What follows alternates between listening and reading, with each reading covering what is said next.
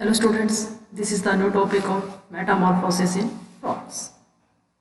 Metamorphosis क्या होता है ये हम इसके अंदर डिस्कस करेंगे और स्पेसिफिक डिस्कस करेंगे सिर्फ फ्रॉग के अंदर कि इसमें मेटामॉर्फोसिस कैसे कंप्लीट होता है।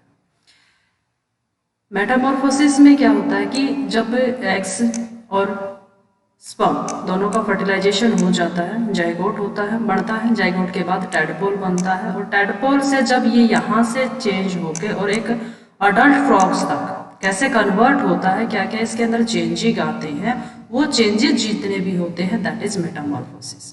कि टैडपोल का अडल्ट के अंदर चेंज करना और जिस जिस ड्यूरेशन के थ्रू जो जो चेंजेस उसके अंदर आ रहे हैं वो सभी क्या इंक्लूड होते हैं मेटामॉर्फोसिस के। ये है इसका लाइफ साइकिल। एग्स क्या होते हैं, स्पॉनिंग क्या होती है, ग्रुप ऑफ एग्स है with A jelly, this is called spawning. Female eggs लेकर देती है, स्पर्म जो लेइंग एग्स होते हैं या फिर स्पॉनिंग जो होती है उसके जस्ट साथ में ही होता है। फर्टिलाइजेशन एक्सटर्नल होता है, टैडपोल हैच आउट हो जाता है एग से। टैडपोल जब चेंज करता है उसके अंदर क्या होता है, 6 वीक का तब होता है जब उसके पास एक्सटर्नल गिल्स डिसअपियर हो जाती है। ये इसका लाइफ साइकिल है कि यहाँ से टैडपोल क्या करता है, इसमें जो अडल्ट तक कन्वर्ट हो रहा है ये क्या है, इसका पूरा मेटामॉर्फोसिस है। हम इसके अंदर जो जो चेंजिंग है, जैसे जैसे चेंजिंग है वो सभी क्या है डिस्कस करेंगे कि कैसे होता है। First one is the Metamorphosis. It is started when the tadpole larva is about 2 month old.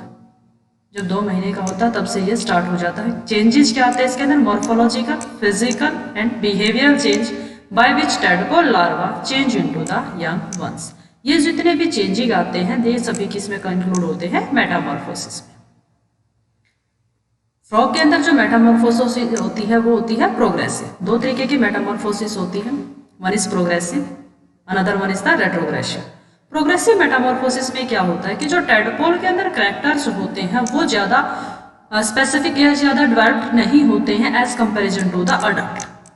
कि अडल्ट के अंदर जो कैरेक्टर्स होते हैं वो हाईली डेवलप्ड कंडीशंस के होते हैं या फिर इवोल्यूशनरी पॉइंट ऑफ से अडल्ट हाईली डेवलप्ड होता है और जो टैडपोल होता है वो कम डेवलपिंग कंडीशंस का होता है या फिर कम डेवलप्ड ऑर्गेनिज्म होता है। अगर ये चेंजिंग है कि टैडपोल के अंदर जो कैरेक्टर्स हैं वो चेंज होकर जब अडल्ट में चेंज हो रहा है और उसके अंदर हाईली डेवलप्ड कैरेक्टर्स आ रहे हैं तो क्या होता है वो प्रोग्रेसिव मेटामॉर्फोसिस। अगर टैडपोल के अंदर हाईली स्पेशलाइज्ड या हाईली डेवलप्ड कैरेक्टर्स थे इवोल्यूशनरी पॉइंट ऑफ व्यू से और उसके अडल्ट के अंदर कम स्पेसिफिक कम डेवलप्ड कंडीशंस के कैरेक्टर्स आए हैं तब हम उसको बोलते हैं रेट्रोग्रेसिव मेटामॉर्फोसिस। कि प्रोग्रेस में क्या होता है कि चीजें आगे बढ़ी हैं, इवोल्यूशन के पॉइंट ऑफ व्यू से चीजें आगे बढ़ती हैं तब क्या बोलते हैं हम उसको प्रोग्रेसिव। और रेट्रोग्रेसिव में क्या आता है, इवोल्यूशन पॉइंट ऑफ व्यू से बैकवर्ड आए हैं हम कि हाईली डेवलप्ड कंडीशन से हम लेस डेवलप्ड कंडीशंस में आए हैं, वो कैरेक्टर्स हमने एक्वायर की हैं तो हम बोलते हैं उसको रेट्रोग्रेसिव। लेकिन फ्रॉग के अंदर क्या होता है, progressive Metamorphosis. The transformations involves many structural, biochemical and the physiological change. ये सभी चेंजेस क्या है उसके अंदर होते हैं। मेटामॉर्फोसिस के अंदर जो कंट्रोल करता है इसको वो कंट्रोलिंग हार्मोन होता है थायराइड हार्मोन। जो फ्रॉग है, फ्रॉग के अंदर जो मेटामॉर्फोसिस को कंट्रोल करता है उसमें हार्मोन होता है थायराइड हार्मोन जो रिस्पॉन्सिबल होता है मेटामॉर्फोसिस के लिए। First one is the morphological and the anatomical changes. Destructive और रिग्रेसिव जो चीजें खत्म हो रही है दैट इज डिस्ट्रक्टिव और रिग्रेसिव चेंज, जिसमें लॉस ऑफ ऑर्गन है या फिर स्ट्रक्चर्स है और जो भी जिनकी रिक्वायरमेंट नहीं है, no required in the adult but present during the larval stages, वो क्या होते हैं डिस्ट्रक्टिव और रिग्रेसिव चेंजेस। तो उनमें क्या क्या होता है, गिल क्लेफ्ट क्लोज हो जाते हैं जो टैडपोल के स्टेज में के पास होते हैं। इंटरनल गिल्स जो होते हैं वो रीअब्जॉर्ब हो जाते हैं कि बॉडी उनको यूज कर लेती है internally. Tail of tadpole along with the dorsal and the ventral fin fold is reabsorb and disappear completely. जो टेल के पास फिन होता है वो क्या कर जाता है, ये जो फिन होता है इसके पास डोर्सल और वेंट्रल, ये फिन्स क्या कर जाते हैं, रीअब्जॉर्ब हो जाते हैं और वो चेंज हो टेल लेस हो जाता है। टेल इज पार्शियली शेड और partially withdrawn to provide the food and energy for the metamorphosis. कि कुछ टेल का कुछ पार्ट क्या है शेड ऑफ हो जाता है, टूट जाता है और कुछ पार्ट जिसको बॉडी क्या है यूज कर लेती है इंटरनली कि वहां से उसको जो सेल्स है उनको डैमेज करके जो एनर्जी और फूड मिलता है उसको मेटामॉर्फोसिस के ड्यूरेशन में क्या है वो यूज कर लेती है, वो होता है टेल के साथ। Operculum fuse with the skin and spiracles disappear. जब वो टेडपोल की स्टेज में होता है फ्रॉग, तो वो एक्जैक्टली नियर अबाउट फिश के जैसा काम करता है। क्योंकि अगर हम इवोल्यूशन की बात करते हैं तो पाइसेस जो फिशेज जिसके अंदर आती है वो पहले आती हैं, फिर एम्फीबियंस आते हैं जिसके अंदर फ्रॉग आता है, फिर क्या है रेप्टाइल्स आते हैं, रेप्टाइल्स के साथ क्या है फिर बर्ड्स आते हैं, और फिर क्या है मैमल्स आते हैं। तो हम आज तक ज़्यादातर इसी चीज़ को मानते हैं कि जो भी ऑर्गेनिज्म, जैसे अगर मैमल्स का ऑर्गेनिज्म है तो उसके एम्ब्रियो में फिश के कैरेक्टर भी दिखाई देंगे, एम्फीबिया के कैरेक्टर भी दिखाई देंगे, रेप्टाइल्स के भी, या बर्ड्स के कैरेक्टर्स भी कुछ केसेस में।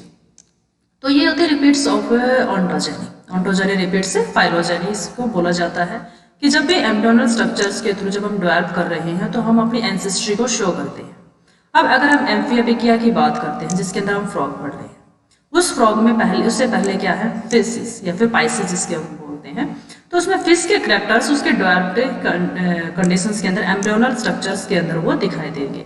तो इसलिए क्या है इसके अंदर ओपरकुलम दिखाई देता है, तब वो टेडपोल की स्टेज में होता है जब operculum fuse with the skin. Operculum skin के साथ फ्यूज कर जाएगा, जो स्पाइरकल्स है वो डिसअपियर हो जाएंगे। जॉ है जिसके अंदर क्या है horny jaw with the rasping teeth are lost.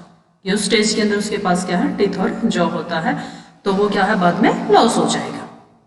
Lateral line system जो सेंस ऑर्गन के लिए यूज होता है वो भी क्या है डिसअपियर हो जाएगा, जो ज्यादातर पाइसेस या फिर फिशेस के अंदर लेटरल लाइन सेंस ऑर्गन होता है। जो हम फिश बना के ऐसे लाइन खींचते हैं ना बीच से, वो क्या होती है इस तरीके से, तो वो क्या होती है एक हमारा लेटरल लाइन सिस्टम होता है उसके अंदर। Long and highly coiled intestines is replaced comparatively short and less coiled too. जिस ऑर्गेनिज्म की हाईली कॉइल्ड इंटेस्टाइन होती है उसका फीडिंग हैबिट्स होता है हर्बीवोर्स।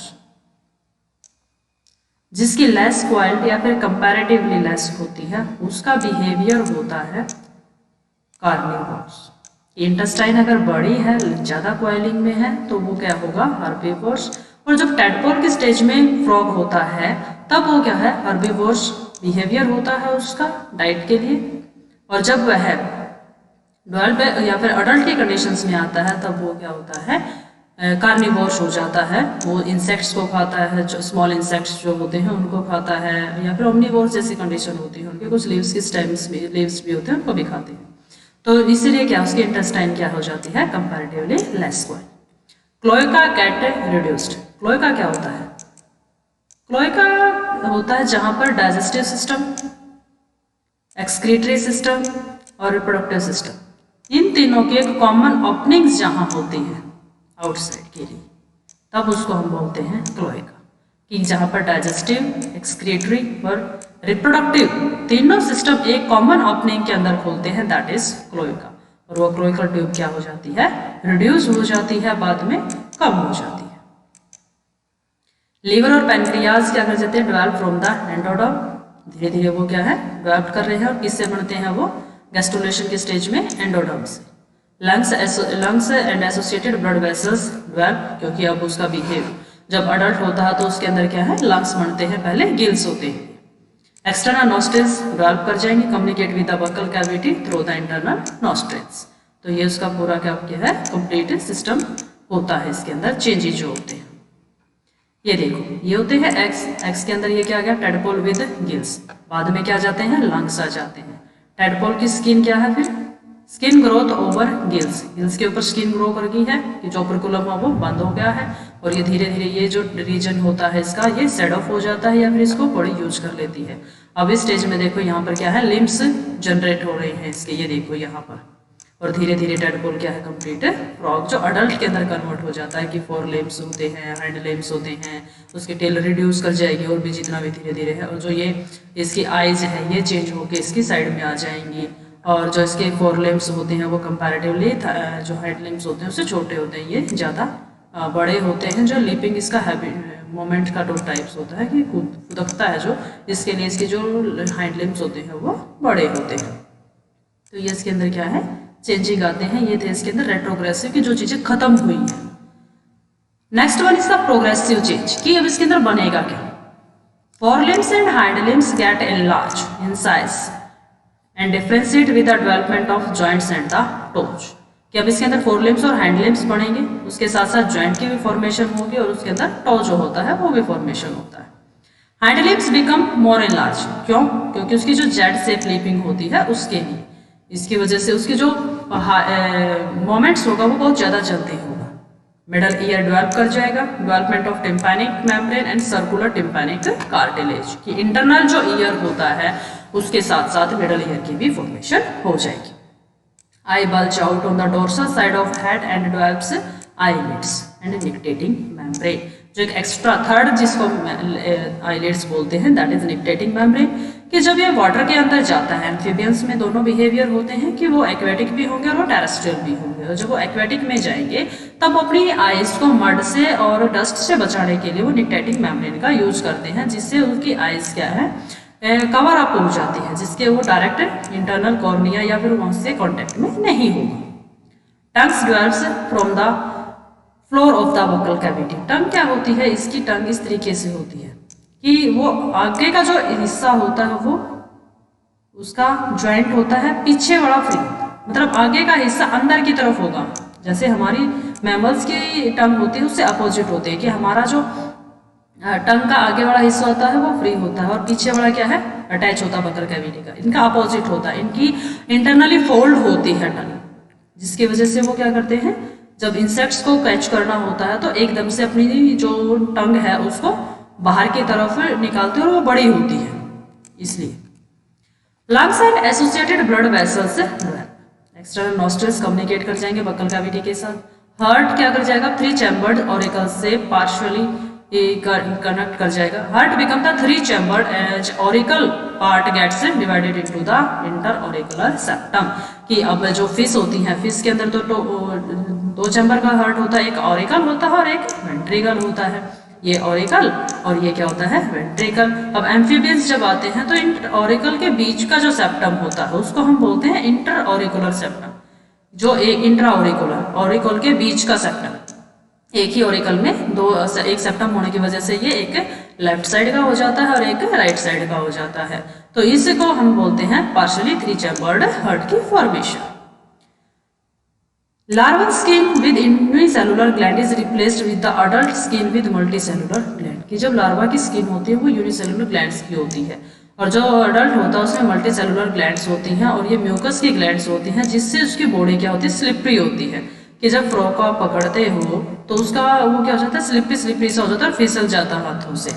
ये म्यूकस की ग्लैंड होती है, जिससे जब ये इसका एक फायदा ये भी होता है कि जब ये स्किन से रेस्पायर करता है तो इसके लिए क्या है ये एक वेट सरफेस होता है और जिसकी वजह से O2 और CO2 का क्या है एक्सचेंज बहुत अच्छे से हो जाता है। कार्टिलेजिनस स्केलेटन जो होता है, कार्टिलेज का जो बॉडी होती है अब वो धीरे धीरे क्या है ऑसिफिकेशन हो जाती है कि उसके अंदर बोन्स बढ़ना स्टार्ट हो जाती है। कार्टिलेज के कंपैरिजन में अब वो क्या चेंज हो जाएगा बोन्स। ऑसिफिकेशन किसके लिए बोला जाता है? जब बोन्स की फॉर्मेशन होती है, डिपोजिशन जब इसके ऊपर कैल्शियम कार्बोनेट की स्टार्ट हो जाती है तब हम उसको ये बोलते हैं। अब अडप्टिव चेंजेस की अडप्टेशंस क्या है उसकी, क्योंकि उसका बिहेवियर क्या है टेरेस्ट्रियल भी है और वो एक्वेटिक भी है। अब उसके अडप्टेशंस के लिए उसको क्या क्या चेंज करना है। The changes occurring in the already existing organ in the tadpole are called adaptive changes. तो ऑलरेडी चेंज ही है क्योंकि टेडपोल हमेशा क्या रहता है एक्वेटिक मीडियम के अंदर रहता है और जो फ्रॉग होता है वो कहाँ रहता है दोनों केसेस के अंदर रहता है। ऐसे जो हमारा टेरेस्ट्रियल मोड है उसका तब वो उसको ज़्यादा अप्लाई करता है, तो उसके अंदर जो चेंजिंग है वो इसलिए हुए है अडप्टेशन के लिए। और फिर भी क्या क्या चेंजेस है वो देखते हैं। Skin of tadpole is 2-layered epidermis and skin develops mucus and the serous gland। Change है क्योंकि इसको इसकी बॉडी को स्किन के थ्रू रिस्पायर करना है बॉडी की, इसलिए क्या इसके अंदर ये चेंज आते हैं और स्लिपरी मोड ऑफ के लिए जिसकी वो फिसल जाएगा। Due to insectivores habit of frog the alimentary canal of herbivores tadpole short. Insectivores क्या वो क्या है कार्निवोर्स में आ गया है। अब इसी वजह से जो हर्बीवोर्स की फॉर्म में जब उसकी इंटेस्टाइन बहुत लॉन्ग थी अब उससे क्या है वो शॉर्ट में आ जाएगी, अब इसीलिए चेंज हुआ है। 2 चैम्बर्ड हार्ट किस में चेंज हो गया है 3 चैम्बर्ड हार्ट में, क्योंकि अब उसकी एफिशिएंसी बहुत ज़्यादा चाहिए होगी O2 और CO2 को कैच करने के लिए। और प्योरिफिकेशन अच्छा चाहिएगा, उसकी बॉडी की मूवमेंट्स ज़्यादा है तो उसको ब्लड सप्लाई भी बहुत जल्दी चाहिए।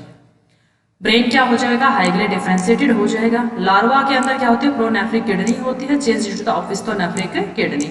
इसके किडनी के अंदर क्या होता है कि जो लोब ऑफ हैनले होता है नेफ्रॉन्स के अंदर, वो चेंज करता है कि उसकी लेंथ कितनी है, ज़्यादा है कम है, क्योंकि उसको वाटर का जो रीअब्जॉर्प्शन है वो इसलिए लूप ऑफ हैनले के अंदर होता है, तो उस पर डिपेंड करता है। दिस इज प्रोनेफ्रिक किडनी और द ऑफिस्टोनेफ्रिक किडनी। लार्वा के अंदर वो वाटर के अंदर होता है तो वाटर की स्कैरसिटी नहीं होती है, तो इसलिए क्या है, प्रोनेफ्रिक किडनी होती है। और जब ये टेरेस्ट्रियल बिहेवियर में आ जाता है तो उसके पास से वाटर की कमी हो सकती है, तो उसको बचाने के लिए, बॉडी को रीअब्जॉर्ब करने के लिए वाटर को, तो वो क्या हो जाता है, ऑफिस्टोनेफ्रिक किडनी के अंदर चेंज हो जाता है। There occur many changes in the blood vascular system. अब जब इसका मोड चेंज हो रहा है, हैबिटेट चेंज हो रहा है, हैबिट्स चेंज हो रही है, तो उसी के अकॉर्डिंग क्या है, इसकी ब्लड वास्कुलर सिस्टम भी चेंज होता है। Cartilaginous endoskeleton is replaced by the bony endoskeleton. ये क्या है, पहले कार्टिलेज की बॉडी थी, अब धीरे धीरे क्या है, वो बोन्स की बॉडी के अंदर चेंज हो रहा है, और एंडोस्केलेटन इंटरनली स्केलेटन की तरह क्या कर रहे हैं, वो एक्ट कर रहे हैं उसके अंदर। ये अब फिजियोलॉजिकल एंड बायोकेमिकल चेंज, ये फिजिकली क्या, फिजियोलॉजी की उसका जो बिहेवियर है फिजियोलॉजी के अंदर वो क्या चेंज होगा, बायोकेमिकली क्या क्या चेंज होंगे। Due to change in the habitat, aquatic gills respire modify the terrestrial lungs के अंदर चेंज होगा। दिस इज फिजियोलॉजी कि पहले क्या वो गिल्स से रेस्पायर कर रहा था, वो लंग्स से रेस्पायर कर रहा है। हैबिटेट चेंज होते ही क्या, अमोनोटैलिक चेंज हो जाएगा यूरियोटैलिक में। ज्यादातर जो अमोनोटैलिक ऑर्गेनिजम्स होते हैं जो यूरिया अमोनिया को रिलीज करते हैं NH3 को, उसके वो हमेशा क्या होते हैं, most of cases aquatic organisms होते हैं, क्योंकि अमोनिया को रिलीज करने के लिए वाटर की क्वांटिटी बहुत ज़्यादा चाहिए होती है। तो जब वो लार्वल स्टेज में था तब वो वाटर एक्वेटिक मोड में था, एक्वेटिक कंडीशंस में था, एक्वेटिक एनवायरनमेंट में था, तो अमोनिया रिलीज कर सकता था क्योंकि वाटर बहुत ज़्यादा था। अब वो क्या होगा, टेरेस्ट्रियल बिहेवियर आ गया, उसका टेरेस्ट्रियल हैबिटेट आ गया, तब वो क्या आता है, यूरियोटैलिक हो जाता है, यूरिया को रिलीज करता है, जिसको कंपैरिजनली अमोनिया के कंपेयर में यूरिया को रिलीज करने के लिए वाटर की क्वांटिटी कम रखती है। Liver start converting ammonia into the urea and starts creating ceroplasmic, जो कॉपर बाउंड प्रोटीन होता है, जो उसकी बॉडी के अंदर एक एक्सक्रीटरी ऑर्गन्स में काम करता है। लिवर अब क्या करता था, चेंज कर देता है किसको, अमोनिया को यूरिया के अंदर। Skin start synthesis of the pigment melanin and the serotonin, जिसकी वजह से स्किन का कलर क्या हो जाता है, डिफरेंस हो जाता है, डार्क हो जाता है। मेलानिन उसको प्रिवेंट करता है यूवी रेडिएशंस की वजह से, और उसके स्किन का जो बाहर से, क्योंकि वो एक्वेटिक की वजह टेरेस्ट्रियल में है, टेरेस्ट्रियल में सन रेजेस ज़्यादा होती हैं, तो उसे बचाने के लिए मेलानिन और सेरोटोनिन का फॉर्मेशन स्टार्ट हो जाता है। Digestion is started in the stomach. Visual I pigments जो है लार्वा के अंदर पोरफायरोसिन होता है, अडल्ट के अंदर रोडोप्सिन होता है, वो चेंज हो जाते हैं। लार्वल हीमोग्लोबिन क्या है, अडल्ट हीमोग्लोबिन में चेंज हो जाता है। एफिशिएंसी डिफरेंस होती है दोनों की, लार्वा की एफिशिएंसी कम होती है और अडल्ट की एफिशिएंसी ज़्यादा होती है, क्योंकि उसको जो ऑक्सीजन लेनी होती थी वो वाटर से लेनी होती थी, अब इसको क्या है, एक्सटर्नल एनवायरनमेंट से या फिर एनवायरनमेंट से लेनी होती है, जो जिसके अंदर वाटर की कंसनट्रेशन ऑक्सीजन की कंसनट्रेशन जो कम होती है। Change in the carbohydrates, lipids, nucleic acid and metabolism takes place. अब इनके अंदर सब क्या है, चेंज हो जाएगा बॉडी की फॉर्मेशन के ड्यूरेशन में। Due to change in the metabolism O2 consumption is increased. अब जब चेंजिंग मेटाबॉलिज्म में क्या होता है कि जो हम फूड ले रहे हैं वो यूज हो रहा है, उसका यूज करने के बाद बॉडी से अलग अलग चीजें सिंथेसाइज करे, दैट इज मेटाबॉलिज्म, और उसमें क्या है, O2 का कंजम्पशन इंक्रीज हो जाता है। Beta cells of pancreas start producing insulin. अब इसके अंदर क्या है, जो इसकी पेनक्रियाज की बीटा सेल्स हैं वो इंसुलिन का प्रोडक्शन स्टार्ट कर देती हैं। ये था इसके अंदर चेंजिंग क्या क्या थे, फिजिकली, बायोकेमिकली, फिजियोलॉजिकली, वो सब चेंजिंग। अब इसके लिए रिस्पॉन्सिबल कौन सा हार्मोन है, हार्मोन कंट्रोल द मेटामॉर्फोसिस। ये हमने पहले ही कहा था कि thyroid hormone is responsible for the Metamorphosis. वो कैसे कंट्रोल करता है, The process of metamorphosis in frog is initiated by the thyroxine hormone secreted by the thyroid gland. कहाँ से निकलता है, थायराइड ग्लैंड से क्या निकलता है, थायरोक्सिन, और ये पूरे मेटामॉर्फोसिस को रेगुलेट करता है। Tadpole stimulate hypothalamus to release the thyrotropin releasing factor, which stimulate the anterior pituitary to secrete the thyroid stimulating hormone. ये क्या है, ब्रेन इसके हाइपोथैलेमस जो टेडपोल का हाइपोथैलेमस है वो क्या करेगा, रिलीज करेगा थायरोट्रोपिन रिलीजिंग फैक्टर, जो पिट्यूटरी ग्लैंड को गाइडलाइंस देगा कि आपको TSH थायराइड स्टिमुलेटिंग हार्मोन से सीक्रेट करना है। अब ये थायराइड के पास थायराइड ग्लैंड के पास जाएगा और थायराइड क्या करेगा, वहां से थायरोक्सिन रिलीज होगा। जो TSH है thyroid stimulating hormone increase the secretion of thyroxine which initiate the process of Metamorphosis. तब इसके अंदर क्या है, ये चेंजिंग स्टार्ट हो जाएंगे। ये देखो, ये है इसका हाइपोथैलेमस लार्वा। लार्वा से क्या निकला, थायरोट्रोपिन रिलीजिंग हार्मोन, जो पिट्यूटरी के पास गया। पिट्यूटरी से क्या निकला, थायराइड स्टिमुलेटिंग हार्मोन, ये थायराइड के पास गया। थायराइड से क्या निकला, ये होता है थायराइड हार्मोन्स T3 और T4 की फॉर्म में, ट्राई आयोडो और टेट्रा आयोडो। आयोडीन इसके साथ में होता है, इसके साथ जुड़ा हुआ होता है थायरोक्सिन में। तो ये क्या है, यहाँ से दो फॉर्म निकलती हैं इसकी, T3 एंड T4। T3 इसकी एक्टिव फॉर्म होती है। ये क्या होता है, इसको टेडपोल की स्टेज में एक पार्टिकुलर स्टेज होती है, तब ये प्रोडक्शन स्टार्ट होता है। जैसे यहाँ से स्टार्ट हुआ है तब ये क्या आ जाता है, इसके अंदर चेंजिंग होना स्टार्ट हो जाएंगे और ये अडल्ट के अंदर चेंज हो जाएगा। कि T3 क्या करता है, एक पॉजिटिव फीडबैक की जब इसके स्टार्ट हो जाता है तो ये हाइपोथैलेमस को और पॉजिटिवली फीडबैक देता रहता है कि आप इसका जो प्रोडक्शन है वो स्टार्ट हो चुका है, अब आप इसको क्या है रेगुलर कंटिन्यू कर सकते हैं जब तक इसकी जरूरत होती है, अडल्ट की फॉर्मेशन जब तक कंप्लीट नहीं हो जाती है। ये होता है प्रोलैक्टिन हार्मोन। पिट्यूटरी ग्लैंड के दूसरे लॉब से ही एक निकलता है प्रोलैक्टिन हार्मोन और ये इसका एंटागोनिस्ट होता है। ये है नेगेटिव जो साइन शो करता है, दैट इज कि वो उससे प्रोडक्शन तो उसका स्टार्ट है और ये इसको मेटामॉर्फोसिस को क्या है अपोज करता है, ये नेगेटिवली इसको इम्पैक्ट करता है, इसलिए इसको क्या है नेगेटिव साइन के साथ दिखाया जाता है। तो इसके अंदर कंप्लीट समरी यही है इसके कि मेटामॉर्फोसिस किस तरीके से होता है। नेक्स्ट हम इसके अंदर देखते हैं और क्या क्या है। ये देखो, एक्सटर्नल गिल्स इसके अंदर होते हैं पहले, बाद में इंटरनल गिल्स में चेंज होता है। ये लेटर लाइन सिस्टम होता है और इसके अंदर जब इसको ये प्रोवाइड किया जाता है थायराइड हार्मोन से तब ये चेंजिंग होना स्टार्ट हो जाता है। हाइंड लेग्स बढ़ने स्टार्ट हो गए हैं, इसके धीरे धीरे इसके फोरलिम्स हो जाते हैं, लेटर लाइन सिस्टम रिड्यूस हो गया है, विजुअल पिगमेंट है जो वो चेंज हो गए हैं। पहले ये आइज़ का जो साइड थे वो डिफरेंस होती है और फिर ये हेड के लेटरल इसमें आ जाते हैं, पोजीशन में आ जाते हैं हेड में। तो इसमें ईयर ड्रम की फॉर्मेशन हो गई है, स्किन में केराटिनाइज्ड हो गया है, हीमोग्लोबिन चेंज हो गया है, पहले वो लार्वल हीमोग्लोबिन था अब वो अडल्ट हीमोग्लोबिन में चेंज हो जाता है। ये सब चीज़ें हैं, ये एक इसके अंदर दिखाया हुआ है इसकी स्टेजेस के अकॉर्डिंग कि जब लार्वा बहुत कम डेज का होता है या फिर यंग लार्वा जो होता है तो उसमें क्या होता है थायरोक्सिन बहुत कम होता है।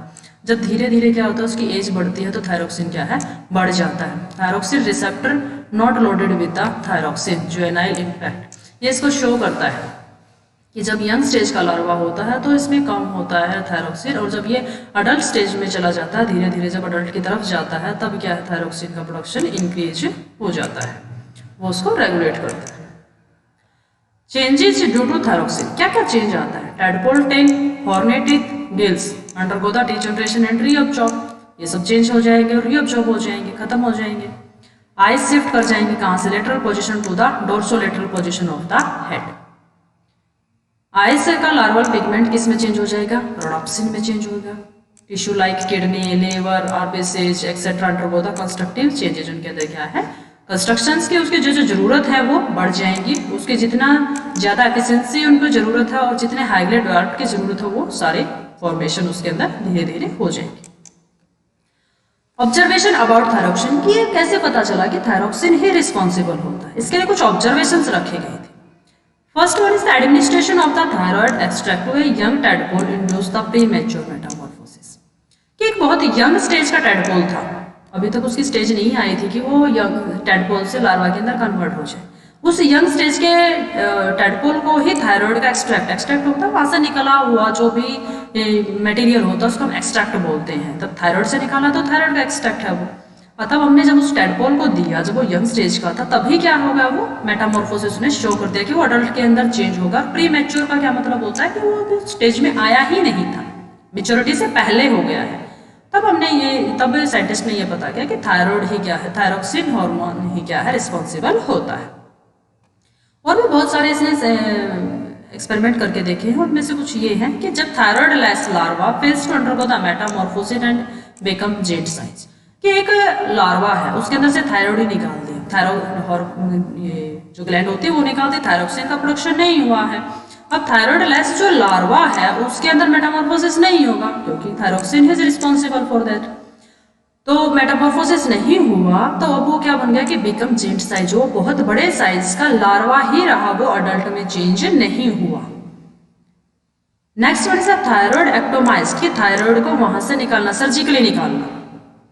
Larva can induce to undergo the metamorphosis by giving thyroid extract और इंजेक्शन ऑफ थायरोक्सिन, कि जो लार्वा था उसके अंदर से हमने उसको सर्जिकली थायराइड ग्लैंड को निकाल दिया, लेकिन हमने उसको इंजेक्शन के फॉर्म में थायरोक्सिन दे दिया या फिर थायराइड एक्सट्रैक्ट दे दिया, जिसकी वजह से वो दोबारा मेटामॉर्फोसिस से शो कर दी।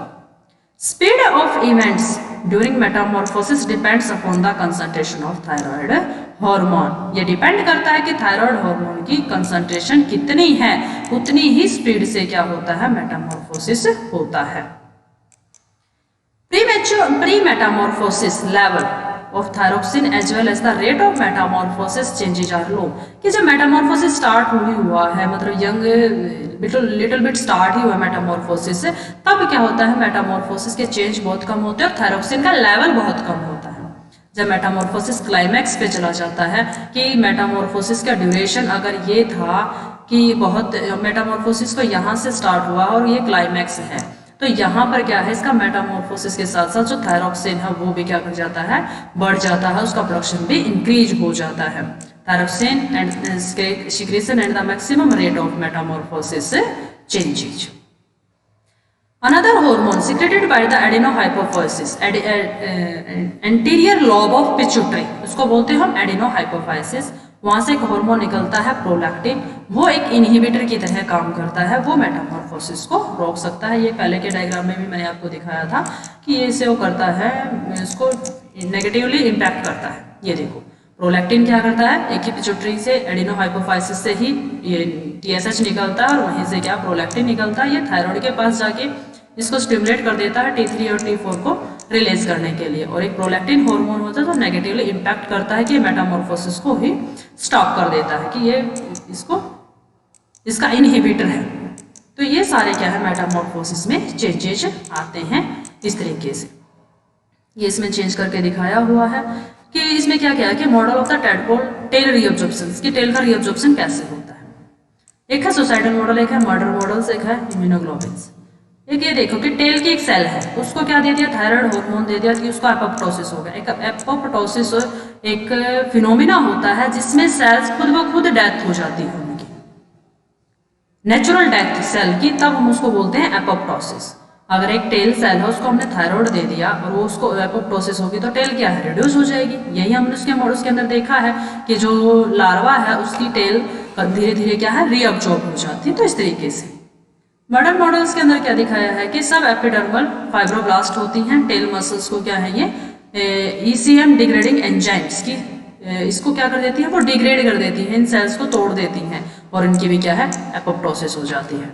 इम्यूनोग्लोबुलिन्स में क्या हो जाती है, टिल रीजनरेशन के लिए जो इम्यूनोग्लोबिन्स है वो यहाँ से निकलती है और अडल्ट लिम्फोसाइट्स के थ्रू क्या कर जाती है, रिकॉग्नाइज कर लेते हैं वो सेल्फ और नॉन सेल्फ को, और वो टेल क्या है उसकी जरूरत नहीं होती, नॉन सेल्फ की तरह एक्ट करता है और वो धीरे धीरे क्या है, वो टेल रीअब्जॉर्ब हो जाती है। ये सारे क्या था, मेटामॉर्फोसिस के। अब इसके क्वेश्चंस कैसे आते हैं, जो नॉर्मल क्वेश्चंस आते हैं इसके अंदर वो कि मेटामॉर्फोसिस को डिफाइन करो, उसमें क्या क्या चेंजिंग है। अगर वो BSc के थ्रू पूछता है तो डायरेक्ट क्वेश्चन पूछेगा कि मेटामॉर्फोसिस इन फ्रॉग्स डिस्क्राइब करो, और नंबर के अकॉर्डिंग आपको डिस्क्राइब करना होता है। कुछ क्वेश्चंस आते हैं जैसे कि इसमें कि मेटामॉर्फोसिस को डिफाइन करो। कुछ एंट्रेंस पॉइंट ऑफ व्यू से भी आते हैं कि which hormone is responsible for the metamorphosis, which hormone act as antagonist of the thyroid hormone. कि एंटागोनिस्ट में क्या आता है, हमारा जो प्रोलैक्टिन है थायराइड जो एंटीरियर पिट्यूटरी से ही निकलता है और वो क्या है, एंटागोनिस्ट करता है TSH के लिए, उसका अपोजिट है, उसको रोकता है। From where the thyroxine hormone produced. ये कुछ इस तरीके के क्वेश्चंस होते हैं जो एंट्रेंस पॉइंट ऑफ व्यू से पूछे जाते हैं। ये आप लोगों को इसके अंदर पता होना चाहिए कि ये जितनी थ्योरी है उसके अकॉर्डिंग फिर क्वेश्चंस कैसे अराइज होते हैं, ये सब है। ये है मेटामॉर्फोसिस इन फ्रॉग। मेटामॉर्फोसिस इंसेक्ट्स के अंदर भी होता है, उसकी डेवलपमेंट स्टेज अलग होती है, उनका प्रोसेस अलग होता है। ये हार्मोन सिर्फ और सिर्फ है फ्रॉग के लिए है, ऐसा नहीं है कि थायराइड हार्मोन सभी में ही रिस्पॉन्सिबल होता है मेटामॉर्फोसिस के लिए, लेकिन सिर्फ और सिर्फ मेटामॉर्फोसिस जो फ्रॉग के अंदर है वहाँ थायराइड हार्मोन ही रिस्पॉन्सिबल होता है।